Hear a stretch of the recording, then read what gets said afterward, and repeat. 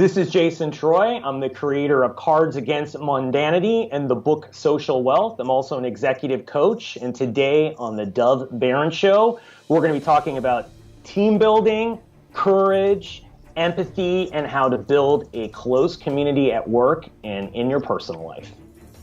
Congratulations! You are tuned into Dov Baron's Leadership and Loyalty Show, the #1 podcast for Fortune 500 executives and those who are dedicated to creating a quantum leap in leadership.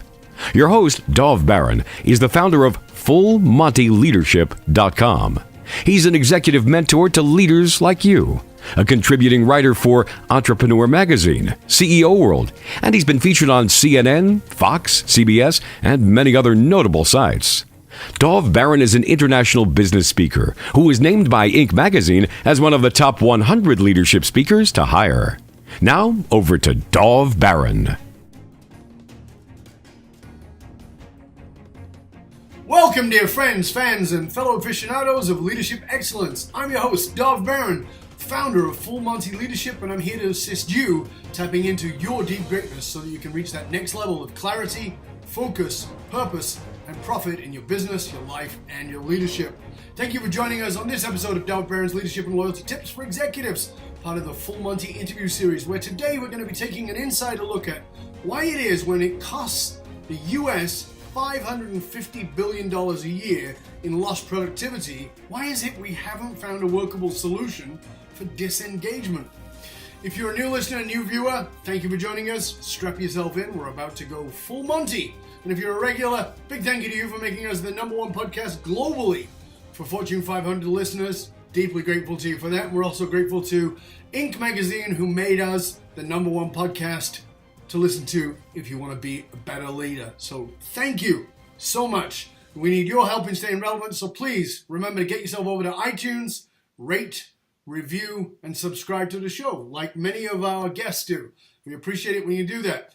All right, let's strip it down and dive right in. As a leader, whether you're a CEO, a C-suite leader, sales leader, entrepreneur leader, anyone in leadership in any capacity, you know that to be a great leader, you yourself have to be deeply and sincerely engaged.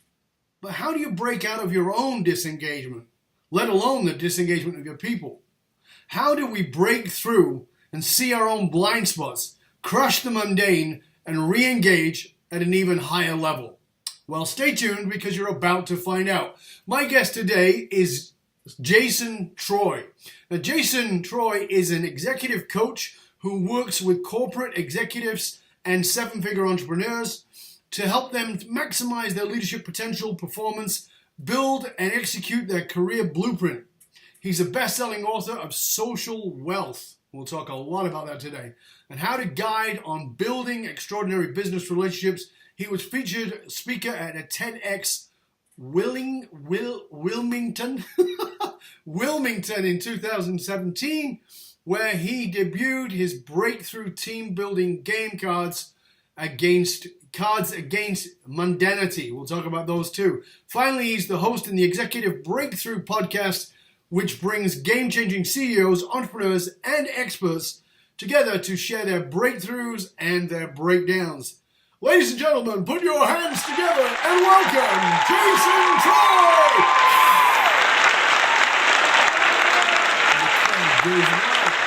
I like it. Hey, well, thanks for having me on the show. That's quite an introduction. It's good to have you on, man. Energetic. What's that? And energetic, too. It's good to have you here. I'm really glad to have you on. So I mentioned it in the beginning. I mean, some of our listeners, our viewers, are going to be familiar with the game Cards Against Humanity. And if you're not, this is a party game in which players compete to fill in the blanks, sort of statements using words, phrases that are typically deemed a bit naughty, offensive potentially, and certainly politically incorrect. And it's a game. You play it with your friends. But you came up with Cards Against Mundanity, or Mundanity. So tell us a little bit about Cards Against the Mundane, playing a game that would break the mundane. Well, one of the things that I wanted to try to do, and I think that, people haven't checked out your book, Fiercely Loyal. I mean, I read it, and a lot of great concepts in that book. And so we're really on the same page. And so I think what we're talking about today, if people read that, they'll go through a lot of it and they'll see a lot of similarities in it. So thank you. I was looking at, how do you create bonds in a team and an organization really quickly so people can communicate better, collaborate, work together to create their own success in a way that will maximize their leadership and management abilities in the shortest period of time. And what I found, and something that you cover and we've talked about before, is that when people like each other, when they feel like they belong and part of a community, they do whatever they can to help the people around them. And part of it, I realized, is not about shared experiences, it's about shared empathy. Meaning that if you had tragedy, you can relate to someone else like that. And when people start being vulnerable, other people then are vulnerable as well. The problem is most people don't want to lead. So you need some sort of forcing function to get people to come to the table, because then people get to know each other on a deeper level, right? And it's hard to hate people or even dislike them up close. It's easy when you stand back. Well, we know that from the trolls. Right. The trolls on the internet, right? It's easy for them to put all that nasty stuff that they put out there because they are anonymous, and these are not real people, and they don't have real feelings that you just say putting this spiteful stuff on. But you're absolutely right. When we're intimate with somebody, it's hard to do that kind of stuff. And, as you know, because you read about it in my book, and you're talking about it too, and it's important, is, big important message is that vulnerability is power, that we both speak about that, the need for vulnerability in leadership positions. But you made a great point, and this was why I wanted to have you on the show, I'll be honest with you. Because you made a great point, which was, how do you set up vulnerability? Because if you're a leader, you have been conditioned that put on the armor, do not let anybody see a chink in the armor, and if they do, you're done. So don't let them see that. Always wear your mask, wear your armor, be the warrior. Yes. Don't let them in. And so even if I'm saying that to a leader, even if they can get, the stats that you share, that I share, well, here's what it happens to productivity, and here's what happens to loyalty, and all those great things, it's still an enormous hurdle for them to come over. And that's what I loved about what you did with this game. That's what I liked about it. So talk to us about the idea of using that game. Right. So one of the studies that I originally found was by Professor Arthur Aaron. In 1997, what he was trying to do was find out how can you make quick friendships with people, like really instantaneously, right? So he did some experiments, and one of them was he had 36 questions that he had people ask each other back and forth in 45 minutes. They were grad students, complete strangers, didn't know each other, had nothing in common, and they just asked each other questions. And what was really intriguing for me was they rated relationships in their life before the study and then after with that complete stranger. And this 30% of the people that went through this exercise rated that relationship they just created in 45 minutes with a complete stranger as the closest relationship in their life. So I want to just stop you there, because I think that this is a very powerful, important piece. Because I do an exercise in my workshops where I have people rate the relationship they have with the person secretly. So you're a secret number, and what's your relationship with this person? And then we do an exercise around vulnerability, and then what is it now? And we pick, we make people move. You have to go sit next to somebody you don't know. But this is at a much bigger level, and that's what I loved about it, because this can be not just the executives in the room, but it can be across the company, right? That was your whole idea of this. Yeah, because so what you do at that point, right, is you take this and you just go around the room, and you can have anywhere from 4 to 15 people in a room, and people just take a card, right? And the great thing about taking a card is it's anonymous, right? There's no one asking you the question, so you just answer it. Because so the sense of any intimidation or the spotlight is on you gets moved away. Right. And what happens is the leader starts out with a very vulnerable questions, because then it signals to everyone in the group that it's safe to share or they wouldn't share, right? And so then people just go around the room, and you can run this, from 45 minutes to an hour and a half. And then at the end, everyone says 3 things that they learned about different people in the room, right? So public affirmation that they were listening and plugged in and learned something from it. And the results I've seen are fantastic. And you can even run these in parallel as long as other people know that you're doing it, because then people start talking about it in cross groups, right? And what happens then is that, you can do things afterwards, like take people out to lunch or whatever and start talking about this, right? And now you learn things about people that you would have never learned, and you speed up the relationship building process, because questions like, pick one year of your life that you like to do over and why. I mean, when are you ever going to ask someone that, right? And when are you going to ever ask a bunch of these questions to people? Probably never, right? But now you're taking it in a very compressed amount of time and doing it. And the results are pretty incredible when people have done this. And I've watched in the room, and the amount of sharing that goes on. And the thing that people also bring up to me is that, well, are you worried that people are going to tell other people or some other negative thing's going to happen? And I've run this with hundreds of people, and it's never happened once, right? People take this thing very seriously because they're sharing deep things with other people, and the empathy that goes across the room in people is something that they've never experienced. And something you talk about in the book about, community, people want to belong strongly. Absolutely. And they value that at a core level, no matter who the person is. And once they get that, they don't want to lose it, and they don't want to betray that trust. So, it just works like not only like magic, but also the other great thing is that people then collaborate at the highest levels, communicate at the highest levels. You basically are doing leadership and management training in the same time. Yeah. Because people like each other, people do completely different things than people that they treat as neutral or they dislike. So you really start maximizing productivity, efficiency in an organization, and you do it in a way that's fun and not something that is laborious or takes a super long time. Well, and you've hit on something else there that I want to talk about, because I think it's important for us to get. The world of business, the world of leadership has changed dramatically. There's no doubt about that. We can argue about it till the cows come home. People will say, no, it's still basically the same. No, it's not. It's vastly different. We live in a social media world. And as Gary Vaynerchuk said, the voyeur button has been flipped on all of us, and we've all got it. And we're all, to some degree, are now invested in other people's lives. It's made it that way. And as much as we'd like to think we're very private, even if you are, there's still more of you out there in the world than there ever was before.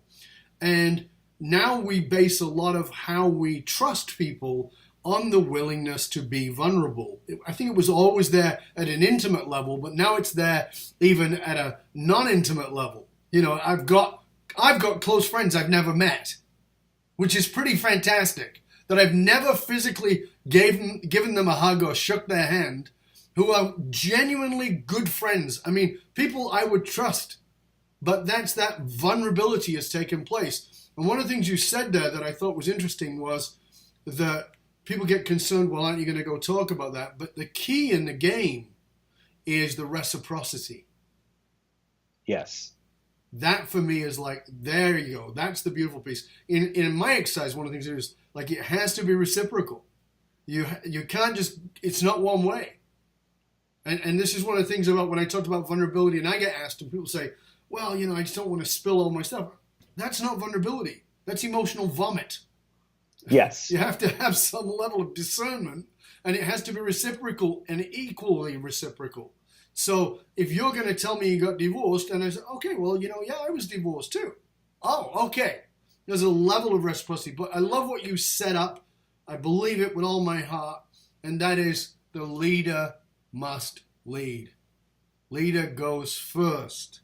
Has to. I put that right in the instructions. The most senior leader in the room must go first, and they must take a conversation starter, which is something that's much more deeper, right? I mean, so it's something. Otherwise, what happens is then everyone starts out slower. Right? If they take an easy question, what happens is when I run this is that everyone else starts to take that as well, right? But if they take a more vulnerable question, then everyone sticks on the vulnerable pile and never goes to the easy questions, right? So it's something I know we talked about, and it's like magic. Every time you see it's predictable to 100%. And I think the other thing that starts to happen too in all of this is that loneliness at its highest rate ever. And there's a professor at the University of Chicago that has been talking about this for a while and doing research. And now they equate loneliness with food, water, shelter, and breathing, right? It's just as important as social connection.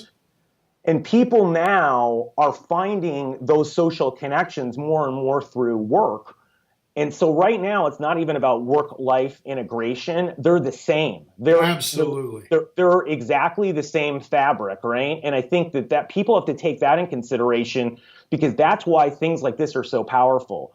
Because I've done research in that if you have a best friend at work, you're 7 times more productive and loyal, and there's all these other things associated with it. And I think the other thing that, you brought up and we talk about too is psychological safety at work, right? Because that's going to maximize your ability to come up with new ideas, to innovate inside the company, and to bring up all the stuff, because you're going to feel like it's safe to bring up new ideas, ask questions, engage with other people, and not worry they're being made fun of or someone's going to make some crazy comment, right? And that's what Google found in all the research. It's the number one factor for high performing teams across the top 180 teams at Google is psychological safety. Yeah, and this is key, because I want people to sort of get the loop here as it's coming through. So first of all, the idea of work-life balance is bullshit. It's never going to work, because the idea of it is that the two things are separated. And that's why it doesn't work. Because, I remember when I was a kid, I'm a little bit older than you, just a little bit. And I remember when I was a kid, I was told by my school teachers that we'd take pills for meals and that we'd only work if we wanted to. Right. Well, what we all know is we all work more than we ever did before. We're putting in more hours. And that when you're at work, it has to have a level of life in it. Otherwise, we're just going to get worn down to the bone. And I think millennials understand this better than anybody. That's why I love them. They understand that work has to be that. And one of the things you brought up was this, you used a word that I think would have been a taboo word, a swear word, even as little as 15 years ago, and the word was play. That we need play in the work environment. Talk to us a little bit about what you found out about that. Your research showed up about the need for play. Well, play is the way that we engage as little kids, right? That's how we learn to communicate and collaborate with other people. And it's a safe way to start sharing, getting to know people in a way people can feel each other out. And, they've done all these studies on play and people doing things together. And the more that people do things together, the more social fabric they build, right? The more trust they build, that builds into loyalty. And then people don't want to leave an organization because they go back in their head and they say to themselves before they take another job, have I ever had a job where I felt this way before, right? And the answer will be no if you do these things. And then they look at the amount more money they're going to make. And unless it's a ridiculous amount, they're going to say, I'd rather stay here because the next place I know is not going to meet my needs. And that little bit more money is going to bring me significantly less happiness. I'm going to find less purpose. I'm not going to have the people that I enjoy being around at work. And then they're going to stay, right? And absolutely. Right. And like you mentioned in the book and everyone else, stats are out there that it costs, 100 to 300% to hire a new person, right? So these costs are astronomical, and all these things that you can do to retain people, engage them, are very low cost. It's just that people don't prioritize play because as an executive in their own head thinks, oh, that's not why play. This is all business. It's about profit. It's about revenue. It's about the bottom line. And they don't think about what goes into all that in human behavior and psychology. Yeah, it's a fascinating piece, guys. I know because I've had this argument, as I'm sure you have, with executives. It's like, well, they can't justify spending money on play. And I go, can you justify the money you spend on going out and hiring new people and then the training and development of that person at a basic level, just to have them do their job well? And they go, of course. Well, if you can justify that, can you justify cutting all that in half? Just in half. And they go, well, of course. That's the money you spend on. That's the money you need to spend on relationships and play, and because the world has changed, we need a social environment. I mean, one of the stats you brought up was that I think it was 42% of people don't have any friends at work, and loneliness equals 15 cigarettes a day. Tell us about that stat, because that, I think, is one of those things. Because there was another guest of mine, we talked about how sitting is equal to cigarettes in the damage on the body. Well, let's talk about loneliness. Yeah, I think loneliness, right? They've done a lot of studies, and we sort of mentioned this earlier. And one of the stats I found that they've equated this to was, if you feel like you're lonely, like you don't have anyone that you can share with and really have someone that deeply cares about you, right? And this is your perception. It doesn't have to be reality, right? It has to be your perception. Absolutely. Every day you feel like that, it's as if you smoked 15 cigarettes that day, right? And so what happens over time is that will shorten your life. You'll get sicker more often, right? You'll mentally decline a lot faster. Like every factor of your life will go down without these social connections. So it's imperative that you build these, right? And the other thing too that I found, going through research and working with people, is these days, because you take your personal baggage to work, one of the challenges that executives and managers have, and that they are not doing, and I really haven't found anyone that is you have to manage your people's personal problems too and invest in them. Because if you don't, what happens is you get major productivity hits, right? I had a CTO I was working with, and she was going through a divorce. And I asked her a question. I said, on a scale of 1 to 10, how plugged in have you been in the last 6 months? And this isn't $1 billion company. And she said a 6. Do you realize the impact on that? And I asked her, I said, how many people have come forward and asked you about your divorce, asked you if they could help, support?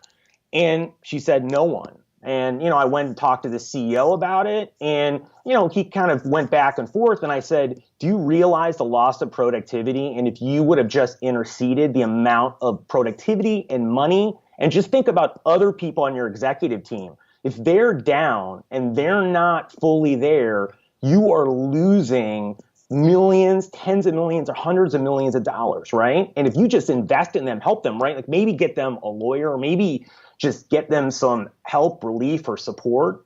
Look at the impact. And that's your job as a manager, is to support the people around you, right? Especially looking at the relative amount that they produce for the organization itself. Yeah, it's a fascinating matrix because it doesn't. I don't think it correlates directly across for most people who think in the world of personal versus business. But just the example you gave, and I was talking with a founder of a company that I work with recently, and he has paid for rehab for 3 people in his executive team over the last 10 years. And I said, why'd you do that? And he goes, well, they work for us. We're close to them. We built a relationship with them. And I said, what would happen if you did that across the company? And he's like, what do you mean? I said, how loyal do you think people would be knowing that they can get that help? And we started talking about some of the other initiatives he's done, but with his executive team. And I said, do you have any idea how many people are just not showing up? They're present physically, but they're not showing up.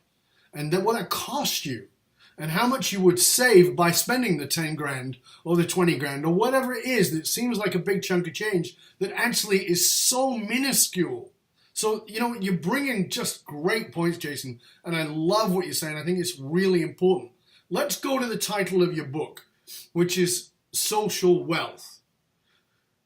I want people to understand what that means, because I think it's a great title, but it's subjective, and people can think it means one thing, but it means another. Tell us what social wealth means to you. Well, I think it means the value of the connections that you have in your life, both on the success side, meaning professionally, and the fulfillment side, personally, and how that can add to your life. And the key about connections, and what people don't really think about, is that it's not about just the direct connections, right? It's not about Jason and Dove here, it's about the people behind us, the indirect connections. And there's a lot of value when you can tap into those people, and really they can create a significant amount of, value in your life. And as we're talking about today, social connections are what creates our happiness and fulfillment in life, and lack of them or lack of options, right? So we default to have relationships that are us giving 70% and other people giving 30%. They reduce the quality of our life. Yeah, it's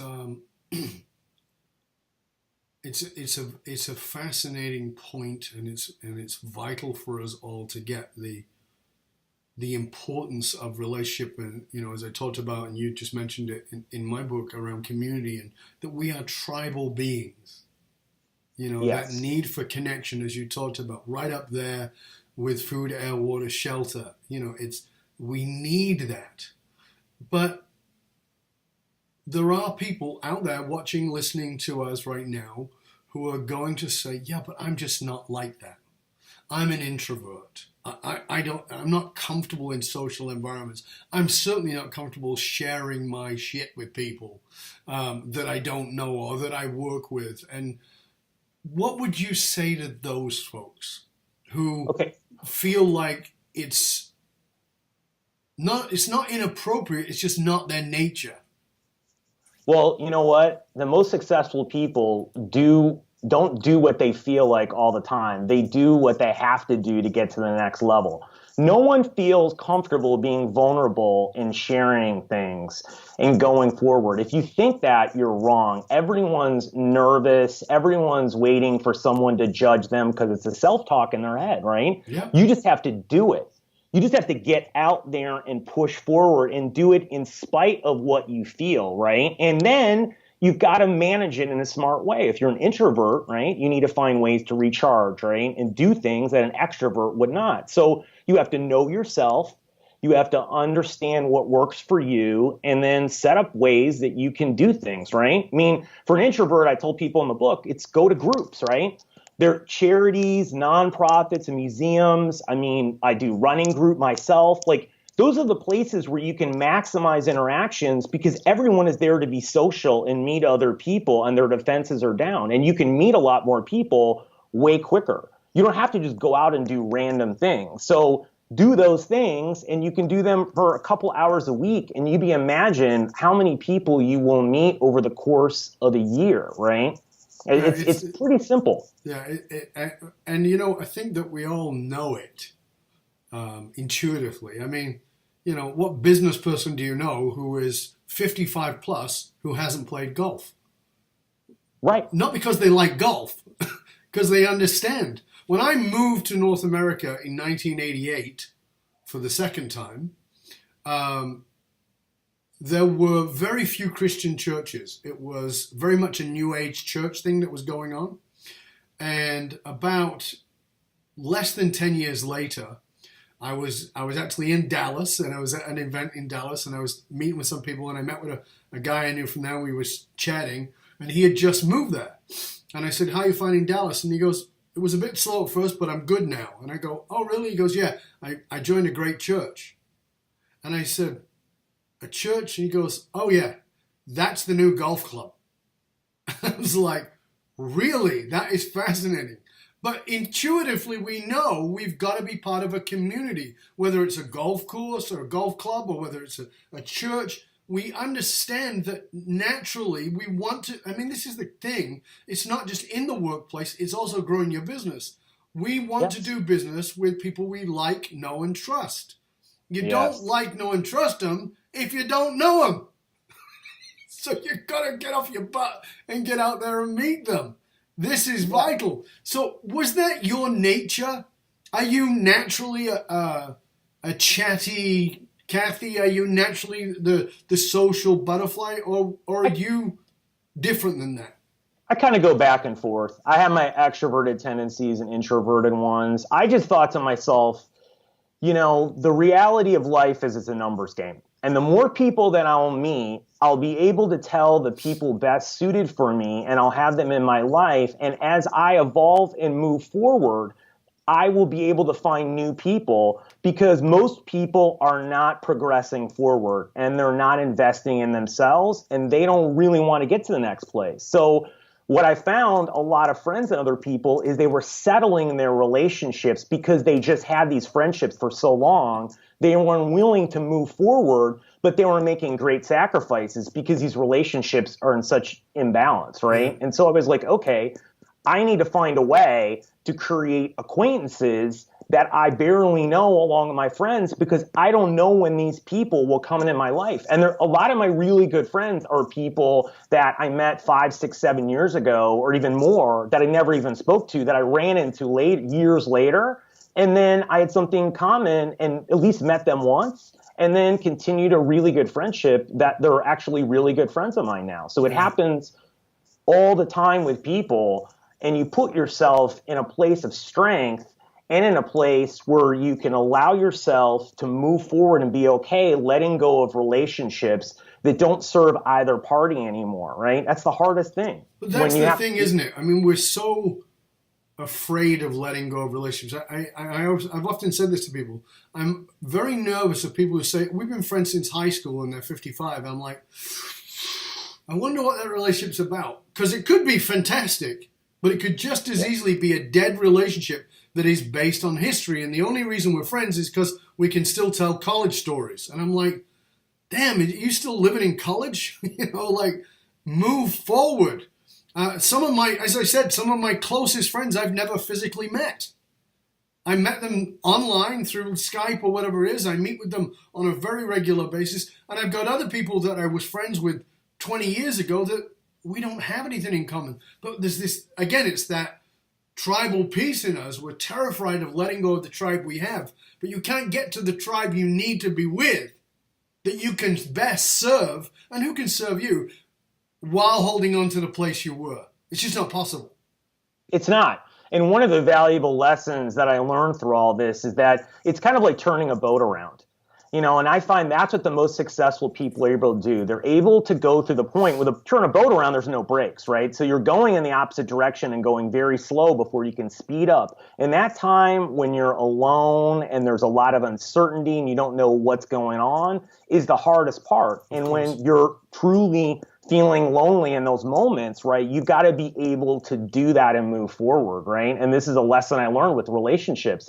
You're going to have to go through those moments where you don't, your tank isn't filled and your community isn't there in order to find the next one and let go of the other part of it, right? But if you're not willing to take that leap of faith and move through uncertainty and have the faith that you can find other people and the tools to find them and then build those relationships quickly, well, then you're just going to be anchored in the past. And that's going to serve you very little moving forward in your life. And that's one of the things that's wonderful about this game that you've got, because, you've set this up, and of course it works wonderful in the boardroom, but your friends can do this at a party. Yeah. And the great thing about it too is that someone challenged me and said, I had a client of mine who said, well, we know, I've worked with these people for 10 plus years and I know them really well. So I said, okay, great. I went back and found 10 people that had either been married for 20 plus years or best friends for 20 plus years. And I gave them the game and I said, I want you to play it and I want you to tell me what results that you get. I don't care what they were. All 10 people unanimously said they found out critical information that was really important that they wished they known in the past and had not known because they never asked the questions and they never even thought about asking those. And the material changed the relationship moving forward, right? So these are people that knew each other supposedly that well, because you just aren't going to ask people these types of questions, right? There's also this assumptive knowledge. Like you just said, the person says, well, I know them, so they don't ask. But it's that point. We used to do an exercise in a retreat program we did for couples, for executives and their partners. And one of the things we'd say, we split them up, like the newlywed game. We split them up on one side and on the other side. And we'd say, okay, we're going to play this newlywed type game to see how well you guys know each other. Who thinks they're going to do really well? And every single time the couples who'd been together 10 years, 15 years, 20 years plus, we're going to kill this. right? Fantastic. And every single time, the couples who've been together 2 years or less killed it. And the other ones, like, what's your wife's eye color? Brown. What's your eye color, dear?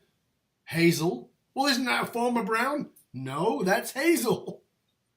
And just as an example, it shows how little attention we pay, because the psychological law of familiarity kicks in and we start filling gaps. We're filling the gaps all the time instead of asking. And that is why, one of the reasons why, not the only reason why, but one of the reasons why you can make a best friend in 5 minutes in a bar that you never met before and think, my God, why am I closer to this person than I am to my best friend? Because you stopped assuming and you got curious. And that's what I love about this. It's fantastic. It really is. Yeah. And I think that's the key. And when in those moments that you meet someone and you feel like you've known them for 10 years, what happens is you have a very vulnerable moment where you're sharing something that is very deep, very personal, and you just go through it. And it seems so easy to talk to that person because you have no baggage with them and you're just putting everything on the table. And then after you share that first thing, you share even more things and you just feel like you've known them forever. Well, you can simulate that over and over again. You just have to figure out how. And one of the easy ways is just, instead of waiting for those moments, which rarely occur, is to have a card and give it to someone else and read it and share it, right? I've done this with my friends, and it's amazing the conversations that start and the things that we learn. And it's just something that if people did, they would see some dramatic results, super fast. And in a group, it's even more powerful because then you're connecting with all the people and everyone's learning about each other simultaneously rather than just one-on-one. So, coming back to what I was asking before, is this natural for you, or was there some turning point in your life where you realized maybe you weren't taking care of those kinds of things? And I'm making that up, I don't know. Or was it something else? Was there a turning point for you where you left behind a behavior or something and went, you know what, I need to do this? Yeah, I had a business partner, and I ended up a few years ago, and I ended up being Robin instead of Batman, and I caught myself doing that, and I didn't step into my own power and let someone else lead, and I realized that in order for me to get to the next place, I had to be on my own and step up and run it all, and I didn't need the other person, and I built up this story in my head that I needed the other person to do these things because they were better than me in doing them, right? And so at that point, I said to myself, okay, I need to step up and do that, right? The other thing is I've just found in life when you put things on the table and are much more direct with people, when you are a window pane, you see all the walls around you and you get rid of a lot of drama, bad people, because those people that are walls, they run away from window panes because they don't want to be seen and they don't want to share because they're so worried about you seeing something that they feel like is there either shame or guilt, right? Either one. And so for me, I found that when I talk to people, and if they're unwilling to engage at this level early on after I meet them, they're not the right people for me. And what's helpful when you're like this is they self-select themselves out. Yeah. They don't even want to be around it, right? So you don't have the problem of people asking me, well, what do you, Jason, you're meeting all these people. How do you know if you're meeting bad people or good people? And I'm like, well, all you have to do is be vulnerable, share, right, an appropriate amount, and see if they reciprocate.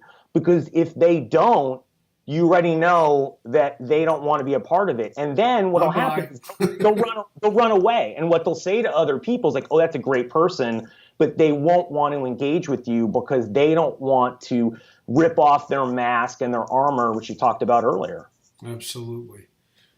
So what's the simplest thing a leader can do to be more effective at this, to be more effective at building social wealth? Well, I think it all starts from the inside out, right? And I think finding your blind spots and doing some level of self-inquiry and internal mastery is essential, right? One of the things, and I know we agree on this 100%, is that 75% of the leadership, or could even be more, is all the things that have affected you in your life and patterns that are sabotaging your success. It's not about your ability to stand up in front of a room and be vulnerable. It's about the fact that mommy and daddy telling you to shut up when you're 5 years old and that tape is playing in your head, right? Or some other things that are going on. And so the key is for a leader is you have got to go and look internal and deal with this stuff and find a way to do it. And there are people out there that can do it in a short period of time. You don't need to sit down with a therapist for a year and ask why, right? That's not the point. But if you do some of this stuff, you can really figure out what's going on when you get real and get honest with yourself.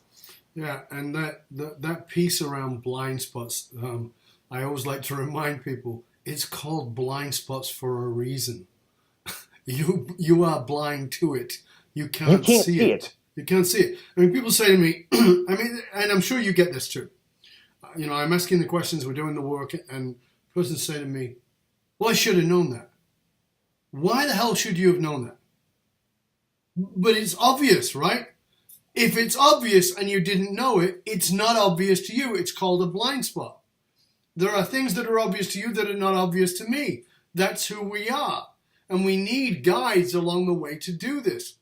And we need a guide who is willing to step in, be kind, be compassionate, but also be fierce in going after those blind spots. So you don't want somebody's going to mollycoddle you, but you also don't want somebody's going to beat the crap out of you. You need somebody who's kind, compassionate, and fierce about bringing the very best out in you. And that means going after those blind spots that so often we don't want to look at. We go, oh, well, the argument is always, but things are good. and that's a terrible argument because Where could they be? Yeah. And how do you know they're really good if you haven't looked at everything and done an assessment and deep self-inquiry into looking at it? You're just making a judgment. If you've lived on white bread and margarine for your whole life, things are good. Right. Because you don't know there's anything else. Yeah. I mean, if you've been drinking swill for wine, you might think that's good. And then you open a $300 bottle and you're like, wow, I can't believe, how good wine is. And I'm like, yeah, because that's all you've ever known. So your comparison level and what's all relative, but you have to. And it's like, you can't be vulnerable if you don't know your own emotional states and you cannot connect with yourself. And in order to do that, you have to be able to put your life and view it and understand where are the things that have gone right, wrong, why did you end up here, what are all the things that are going on, what patterns do you have, what things are holding you back, right? Because it is for everyone. And until you do that process, you will not be as an effective leader as you can. And it'll be very difficult for you to be vulnerable and put yourself out there in a sincere, authentic way, because you don't know what's really been going on in your own life because you've never sat there and taken a look at it. So how can you really have real empathy for other people and sit down with them and be there in those critical moments where there are breakdowns when you haven't even done it with yourself? Yeah, and you brought up something earlier that I think reflects to this, which is that the stuff in your head is not necessarily the stuff in reality.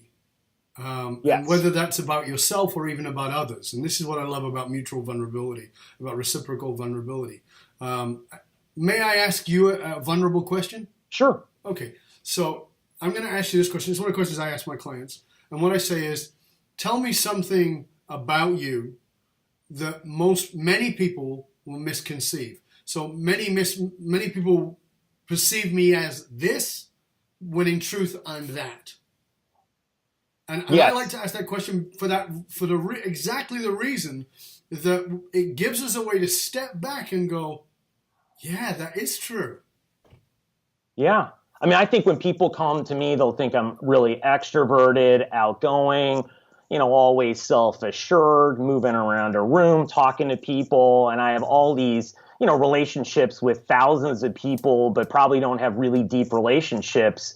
And it's, a lot of that stuff is complete misconception, right? I have a lot of great relationships with people because I can build them fast, right? Mm-hmm. I also am an introverted. I like spending time with myself, right? I go out and meeting people because I know the value that will bring my life and how I can contribute to other people. But I have a reason to go out. I don't go out just to be social because I think it's fun and, I'll go out and, meet some people and go to some events. I'm always doing events because I love doing it, because I bring people for charities to raise money, right? I can contribute to other people. I can help them. That's the reason I do that. But people only look at the surface level because that's the easiest way that they can justify not doing it and putting distance between me and them. And the reason I asked you is because of what I said before, is that people want to make an assumption so they can justify not doing it themselves. And what you said, which was beautiful, which is successful people don't do the things that are comfortable. They do the things that are uncomfortable. So people will say to me all the time, yeah, but I'm not like you. I'm not charismatic and I'm not naturally social. And I go, I was the most socially awkward person I've ever met. I still have a level of social anxiety that I live with every single day. I'm not a socially comfortable person. It's not naturally my way, and I'm not naturally extrovert. I trained myself because I understand the value of relationships. And people go, oh, come on, you're kidding. Even my wife says, I don't believe you're shy. Honest to God, I am still shy. It's still when I go into the room. Now, can I do it? Of course I can do it. But it's what you said. And I think the reason I'm bringing it home here is because I think there's going to be people watching this and going, yeah, but Jason's talking about this and Dov's talking about this. And look at these guys. You know, they could go in and talk to a stick. That's not true. Both of us have had to push through that discomfort. You know why the difference is, and I've realized, it's the difference between drive and motivation. Motivation is fleeting. Drive is your why, right? Too many people get stuck in the how, right? I'm like, no, just go do it, right? That's life. You figure it out along the way. And drive is going to get you in that room full of people walking around. But the why is there. It's the purpose, right? My purpose was initially I wanted to meet a lot of people because I wanted to create belonging in my life. And then I saw a bigger picture that if I could start getting to know more people, I could drive them to social charity events or nonprofits and help all these organizations and have the people have the same fun, but serve at the same time and not even realize it. And then all these other people could benefit as a byproduct, right? So that became my contribution. So it was easier for me to walk around the room because I didn't care about rejection. And I had much more confidence because I had a higher purpose in doing all this stuff. And I made it up in my own head, right? It's a story I made up and it was a self-talk that was going on. But that's what made it easier. It wasn't because I was naturally gifted. It was because I figured out that it was about drive and not about some motivational speech that's fleeting, right? Exactly. Who is a leader that you admire who is doing it differently, who is doing, who is investing in their social wealth? I have a great CEO that I'm working with here at Worldwide Express. His name's Tom Medine, and he's a fantastic leader. And, he's really emotional. He cares about his own personal investment in the people around him. He's vulnerable. I think he shares with them.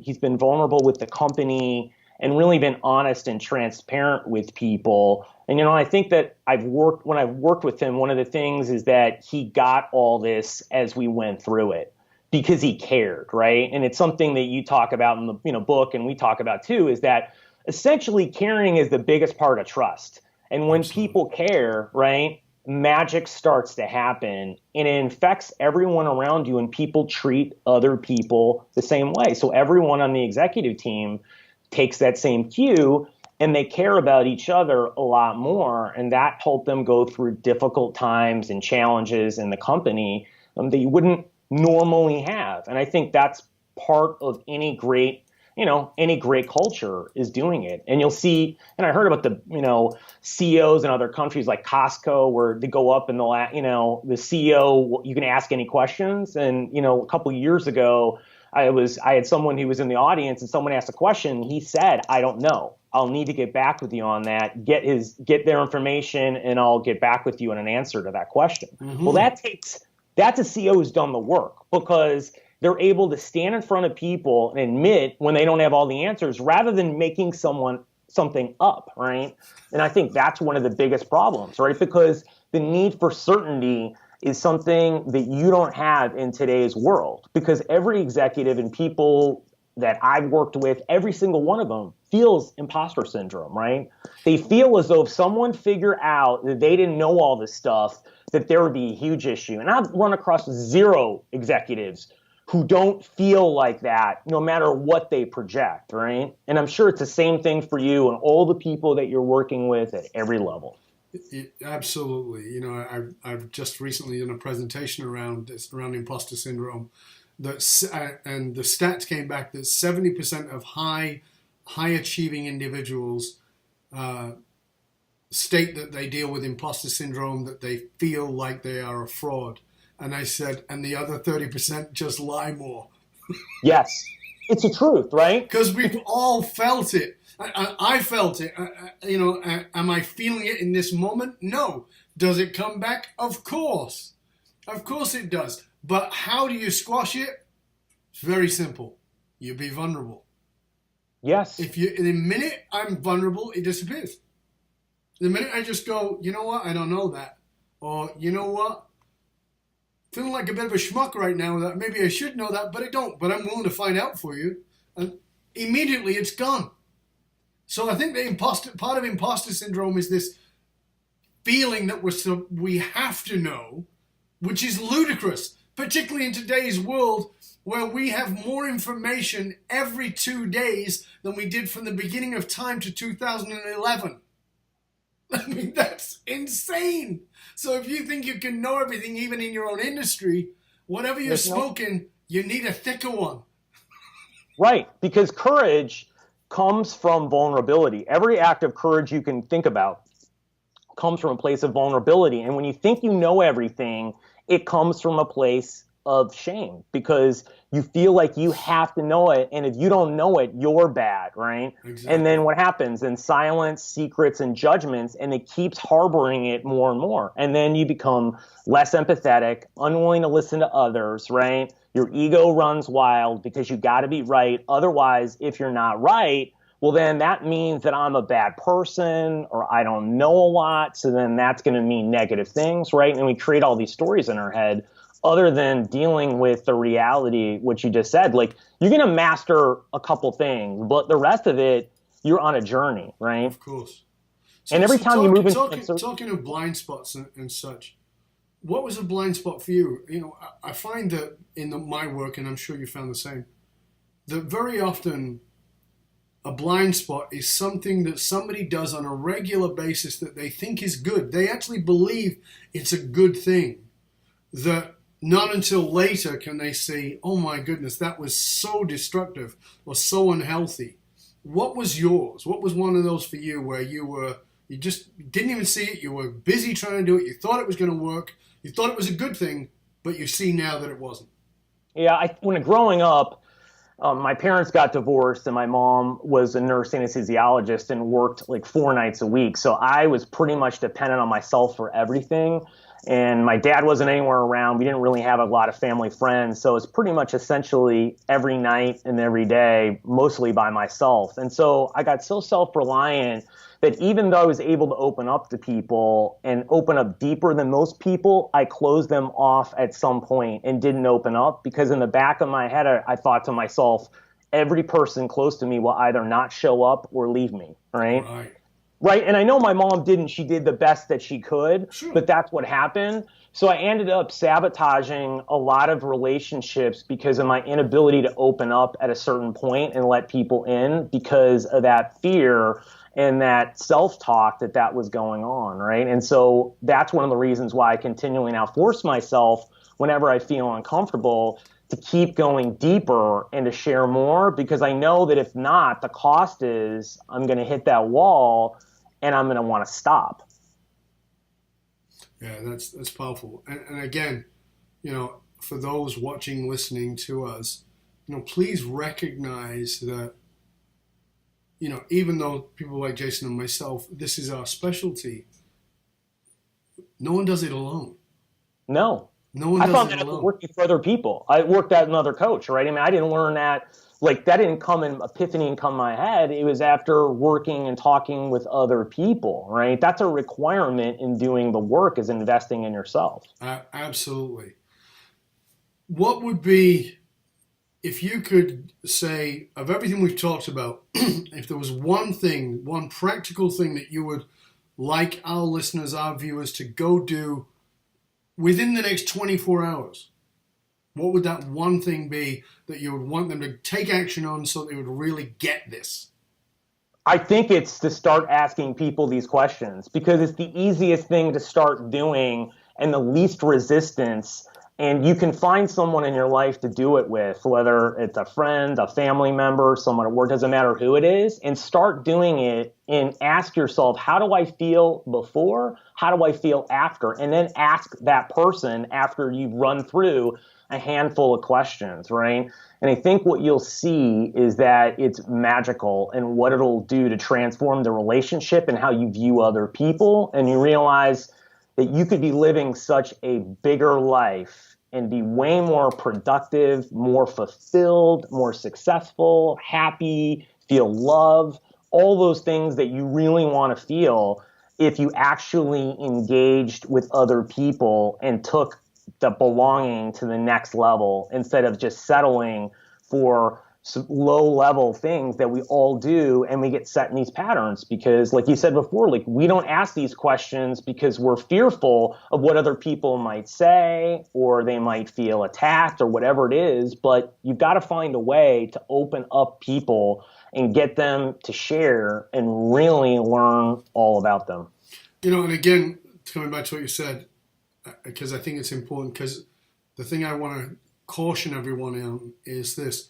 You may be brave enough, you may be courageous enough to do this, but you can't actually expect everybody else to be that courageous. And so they may not be able to do it. They may not be able to step into it. And as you said, that's a self-selection process. Some people will naturally fall out of your life, not because they're bad people, not because you're a bad person, and your head might tell you, well, you pushed too hard. But if you take it in steps and that person can't go there, that's not a relationship you can continue to invest in. And I think that that's a big lesson for all of us, is to understand that the quality of my life is the quality of my relationships. But my quality of my relationships with others is only equal to the quality of my relationship with myself. And that's not possible without self-knowledge. Yeah, because you got to be accountable. And you got to be accountable to yourself and other people as well. And I think that's part of it. And a lot of people don't want to invest in their own accountability by doing that inquiry and asking themselves, why do these events happen? What role do I really have to play in it? What am I lacking in my life that makes me feel like this? And having those types of conversations. And you cannot require someone else to do that. They have to be willing and take the effort to do that. And if they're not, that's not going to be a healthy relationship for you to be in, either personally or professionally. No. So are the Cards Against Mundanity, are they available? Can people purchase those? For free. The whole thing. I get instructions, and just go to cardsagainstmundanity.com, and it redirects basically to my site, and you download it and get it, and there's instructions, and you just take it out, start playing it, and there's nothing to do. Game setup is like 5 minutes, and read through it. I tell you exactly what to do, and then you're just off to the races. And it's any group, anyone can do it. So cardsagainstmundanity.com. Yep. So you just go there. Jason, it's been great having you on, man. I really appreciate it. It's a great conversation. I know that you and I could talk for a lot longer about these subjects.